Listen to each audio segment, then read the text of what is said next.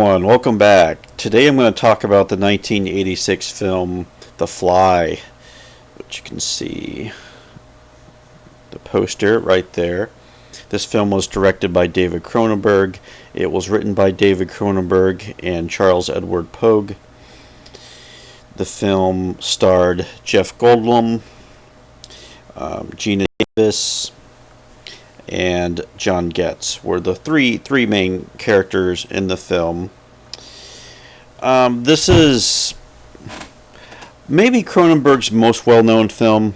It's certainly, I think, if you're going to ask anyone like what is body horror, I think The Fly is one of the foundational films in that subgenre of horror and science fiction, because this is a really incredible film. The makeup effects, I think, hold up remarkably well for the most part, and it remains a very thought-provoking film, a very haunting film, but also a disturbing film as well on many levels. It's Jeff Goldblum plays a scientist, Seth Brundle, and there's really, the story doesn't spend time too much on extra stuff. I mean, we get right into the story right away, and he meets Gina Davis at a party, or an art gallery party, and they strike up a conversation, and she goes back with him to his place, and he explains to her technology he's developing, an invention that will allow for transporting objects, and maybe even transporting people. If you put two machines opposite each other, you can move people around. So it's so that's, if that could happen, of course that would be revolutionary in terms of the way people can move around, the way economies work. All these things would be changed, and he almost has the technology right, and he is doing a lot of tests, and he explains it to her, and shows everything that can happen. Not to get too much into the plot, but of course, as you know what happens in the story, Brundle attempts to transport himself in the pods, and unknowingly an insect, a fly, goes into the pod, and once he comes out, he begins to transform into something not quite human, not quite insect. Okay, and that's where the terror of the story comes into play. One of the things about the film, I think this is connected with Cronenberg's previous films. I've talked about Videodrome, and talked about The Dead Zone, and even Scanners. I think you could include in this, where you have mostly male protagonists who are undergoing body transformation in some ways. Certainly in Videodrome, in that the way it deals with technology, and The Dead Zone to a certain extent, where you have an everyman who is given a psychic gift that changes him and is something that he never asked for. But The Fly is really getting deep into classic science fiction ideas, very much like Frankenstein. You know, you have the doctor who goes too far with his creations, and in a moment of hubris ends up doing something that will lead to his own self-destruction. So once Brundle is out of the pod, his behavior starts to change. He becomes much more of an aggressive person. He finds his physical prowess is much improved.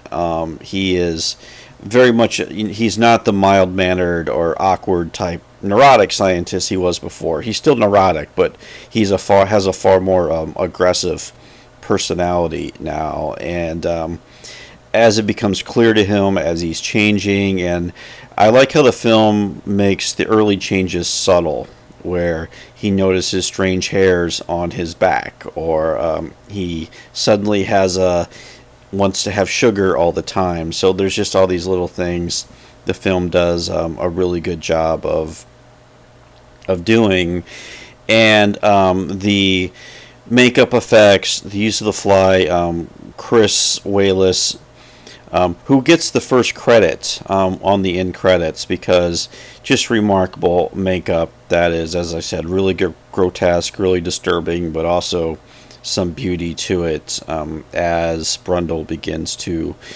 transform. Of course, Gina Davis, who they're in a relationship, and she is more and more horrified as his body is starting to change and everything about him is starting to change. They're separated for a while, and she discovers that he is gone many, many steps further into a new sort of evolution where his, and the film really wallows in the grotesque stuff where his body parts are starting to fall off, and he's storing them like a scientist in a medicine cabinet, and he can no longer chew his own food like a fly. He must regurgitate his food and then liquefy it. So the film plays all that out in a really, really clever ways, and and really the story becomes a tragedy, though, as Brundle realizes he's never going back, and he messed up in a big way, and he's really destroyed his life, you could say.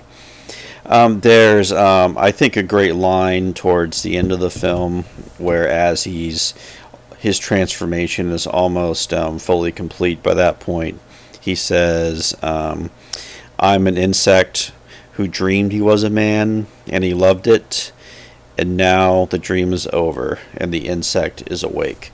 I think that's fantastic writing. It's very poetic. There's a beauty to it, but it's also disturbing on many levels as well. I think just the terror of transformation, but further, I think getting into the metaphors of the movie, of many looked at this at the time and now as an AIDS allegory of the 1980s, about you have the protagonist, a very healthy, virile young man who is suddenly turned into, is shrunken and really, put through something horrible with a disease, or any disease that wastes away. Cancer allegory, I think you could apply to this as well. But also just aging. I think just the very primal fear of your body falling apart, and how the movie really taps into that, I think, primal fear that everyone has, and to watch it gradually happen to someone in the film, which we kind of do through the Gina Davis character, it just adds to the pathos of the story and everything. So that's really effective film. Really hits the right emotional beats, but also terrifying film as well on a number of levels, and still, like I said, a lot of disgusting moments in the story as well. The score by Howard Shore is really good.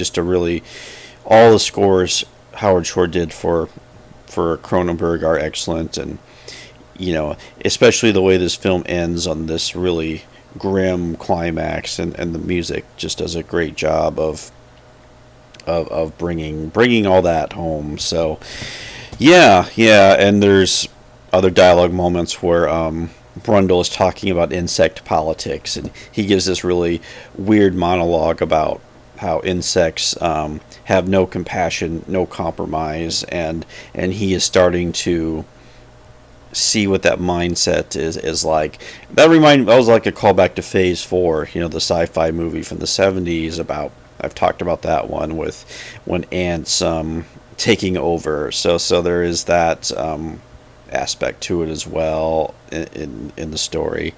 So you could I think the story could have went different directions. It could have been about the ethics of science, or it could have been about what were the real world implications of his technology was developing. But Cronenberg in the script keeps it to be a really contained, human story, and I think that that really adds to its power. So yeah, those are my thoughts on The Fly. Thanks for watching.